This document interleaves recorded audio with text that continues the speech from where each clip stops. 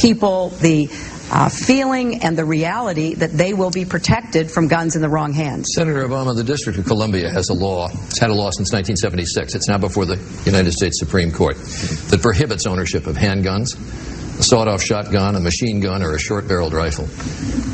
Is that a law consistent with an individual's right to bear arms? Well, Charlie, I confess I obviously haven't listened to the briefs and looked at all the evidence. As a general principle, I believe that the Constitution confers an individual right to bear arms. But just because you have an individual right does not mean that the state or local government can't constrain the exercise of that right. And, in the same way that we have a right to private property, but local governments can establish zoning ordinances that determine how you can use it.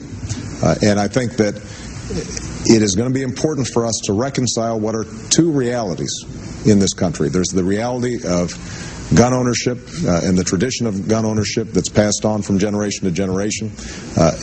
When you listen to people who have hunted and they talk about the fact that they went hunting with their fathers or their mothers, then that is something that is deeply important to them and culturally they care about deeply. But you also have the reality of what's happening here in Philadelphia and what's happening in Chicago. But do you still favor the registration of guns? Do you still favor the licensing of guns? And in 1996, your campaign issued a questionnaire, and your writing was on the questionnaire that said you favored a ban on handguns. No, my writing wasn't on that particular questionnaire, Charlie. As I said, I have never favored all-out ban on handguns.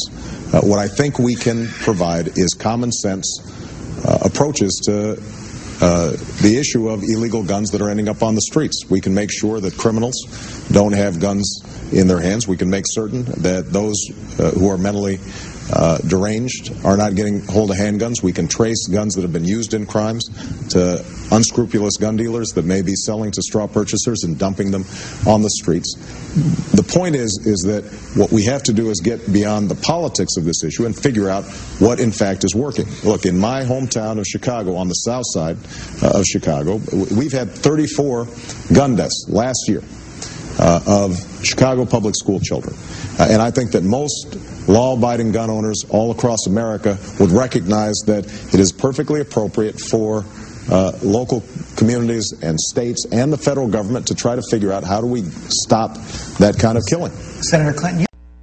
Good evening, everybody. The Supreme Court today declared for the first time that Americans have the right to own guns for self-defense.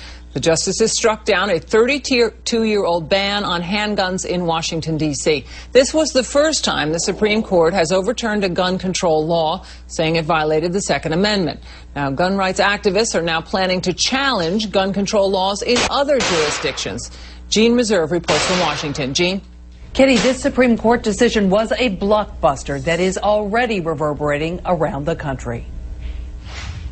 At a gun shop in Georgia, hundreds of miles from the District of Columbia, they cheered the end of the D.C. handgun ban.